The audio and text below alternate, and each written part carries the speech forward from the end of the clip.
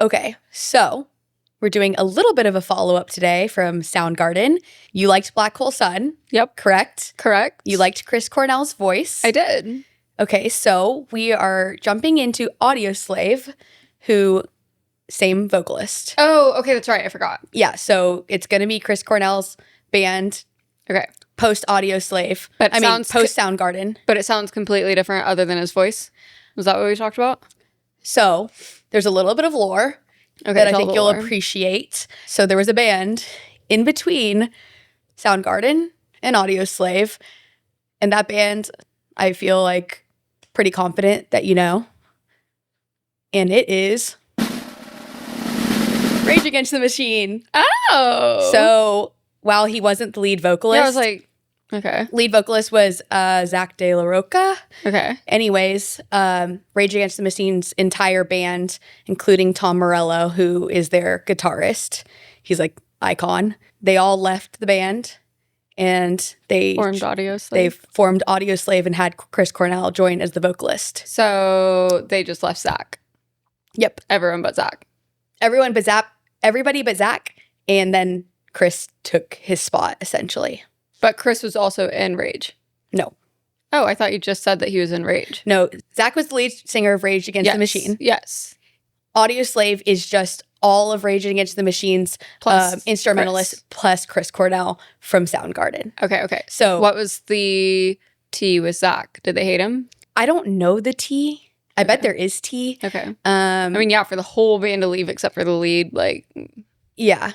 I don't know if they just had like creative differences or if something happened with Zach, or if they just like Rage Against the Machine is very political and Audioslave isn't.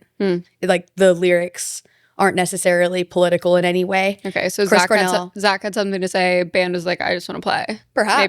Perhaps. I'm not totally sure. However, like, while they sound similar in some aspects because of the heaviness of the instruments and stuff like that, they don't sound anything alike because Zach is almost like rapish, you know? Yeah. And Chris Cornell's voice is very how he sounds in Soundgarden. Yeah, this will be interesting. So it's going to be, I'll be curious to see what you think of the blend of the two. Yes. Now that you've heard both. Yeah, that'll be interesting. I wonder if you could have made me guess, but probably not. I don't think so. I feel like probably not, and I didn't want to do that to you. Yeah, so. No, I appreciate that. So I just thought I would like tell you a little band fun that fact. I probably would guess. Yeah, exactly. I didn't want to do that to you. But Tom Morello, like, you know Rage Against the Machine, and so I already knew that you did, and so I was like, I'll just tell you, you know? Okay. Yeah. Well, cool. But he's absolutely, in my opinion, killer in Audioslave more than he is in Rage. Okay. Maybe controversial to say that. I wonder. But I just much prefer Audioslave than I prefer Rage Against the Machine. While they're iconic. Yeah, like I like them, but they're not mine. Your style. Yeah. Yeah. No, me too. They're not mine. They're not mine. They're not my band. Can I tell you another fun fact? Certainly. Guess what Tom Morello was doing before he joined Rage Against the Machine and then Audioslave? Working as a bank teller. Nope. Guess again. Selling chocolate. Nope. Finishing his degree at Harvard. Oh, wow. He has a degree in He has a degree in social studies from Harvard. Wow. Okay. I know. Cookie. So it's like, despite being a smart cookie, like in that aspect, he was like, nope, music is my life and I must follow it. That's cool. I know. I love that too. So be curious to see. Yeah. Surprised he's not into math rock. Maybe he is.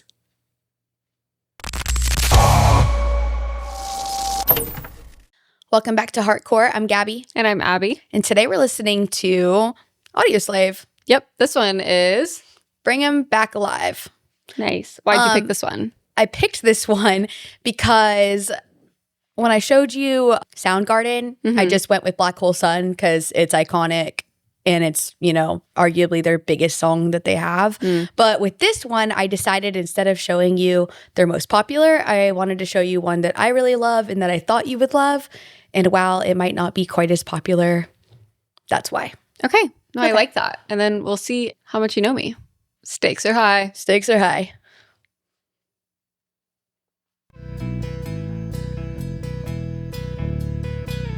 Wow, this sounds just like Rage. The way that it doesn't. I was just kidding. I know.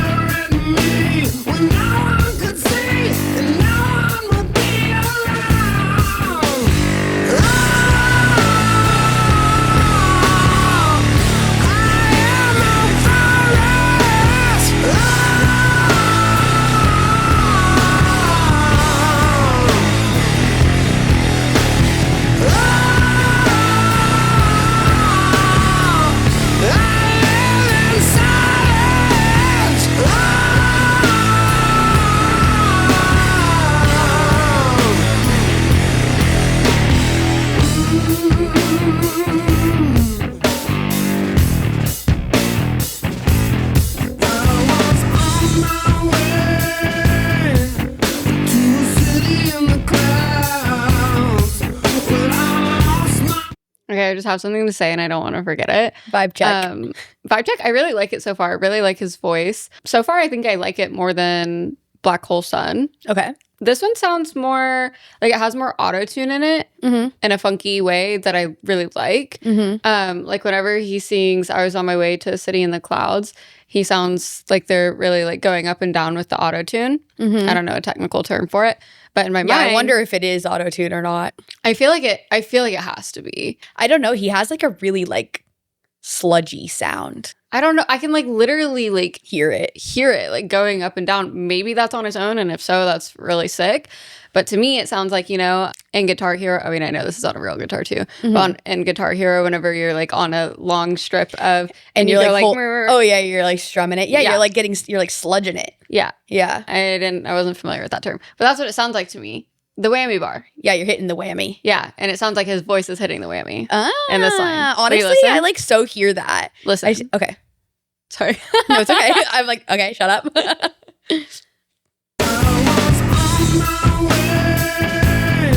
You hear it? Yeah, like the shakiness of it all. Yeah, just like that.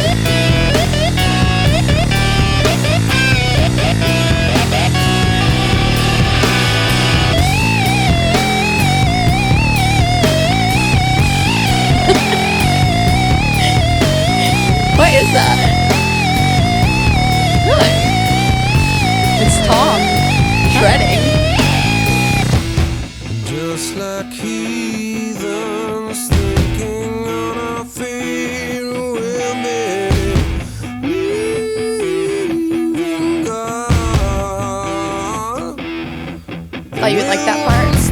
Oh yeah, I did. what about it? Just the way that that's sang.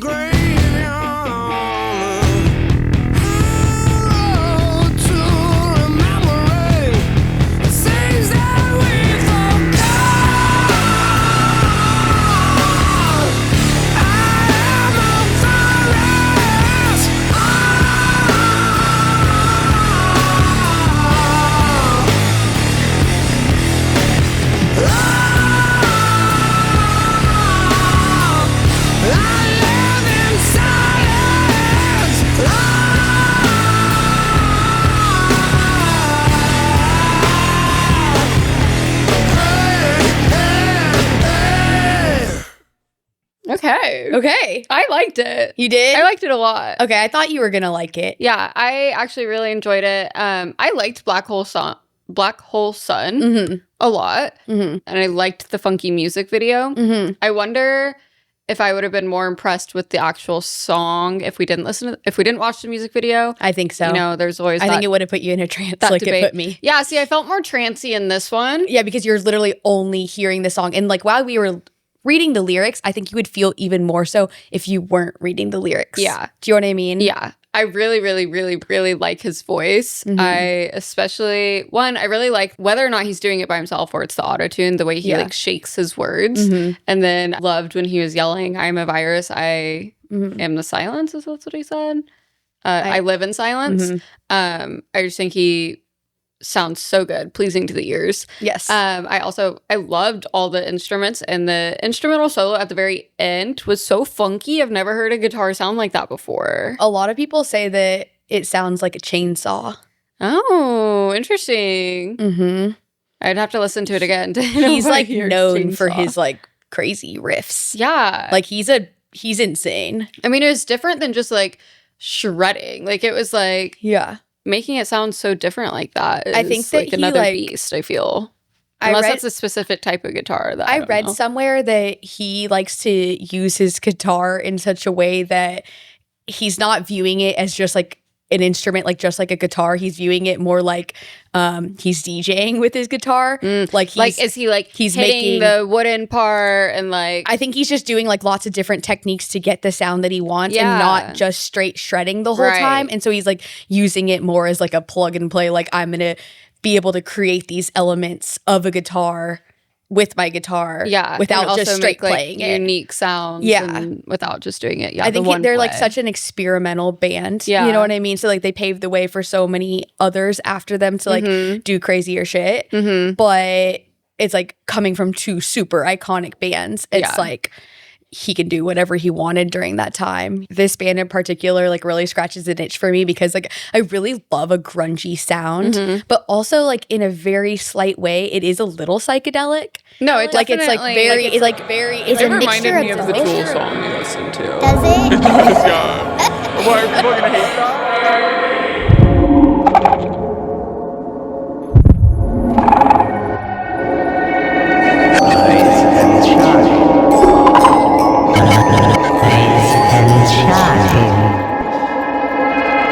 No, I don't think so. I think is it not the same realm? I don't think it's the same realm at all. However, I can see that more than in Black Hole Sun. Yeah. Like I don't really see Black Hole Sun at all. The instruments in this one was more I felt like in tune with it's more hypnotizing. It's like in that aspect. And maybe it's that aspect. Like I did feel like a layer of hypnotizing hypnotics. Hypnosis.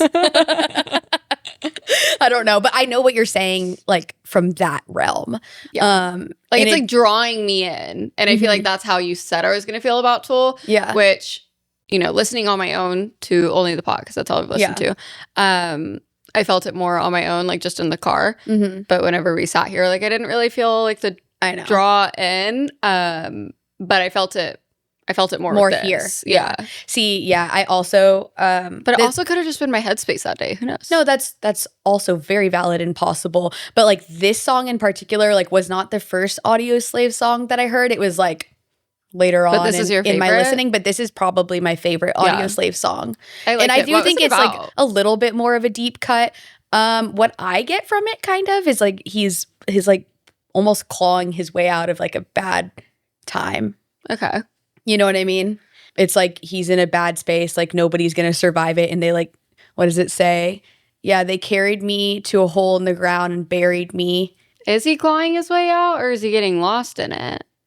Oh, well, I guess then I just thought like if he was a virus, then he's like taking over, I don't know, the bad space that he was in, perhaps. Like he's overcoming it. I think a lot of Audioslave's music like deals with like mental health. Yeah. And like, you know, rising above it and stuff like that. See, to me, I wasn't getting any type of rise above it. You would know them more. But to me, it seems like it's like the mental illness fully taking over him. And he's like, yeah, you know, everyone's right. I am a virus. I shouldn't be around anyone. Like, let me go to this island where lepers go to die. That's what I got from it. No, it could.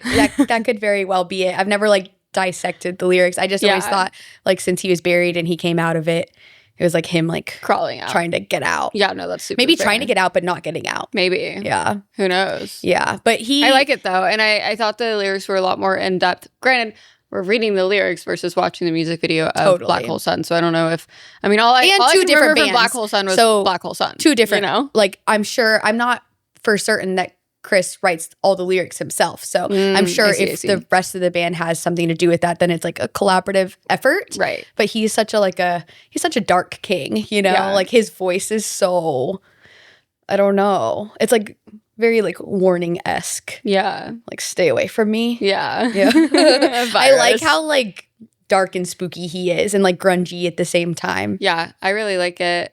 I'm into it. Good job. Wow. Finally. Yes! Well, guys, let us know what you think about this Audioslave track. If you have any other suggestions that you think Abby would like that I could show her, or me, because I don't know every single Audioslave song by any means. Yeah, and thanks so much for watching. If you guys enjoyed this video, make sure to show our button some love, and we will see you on the next one. Bye. See ya.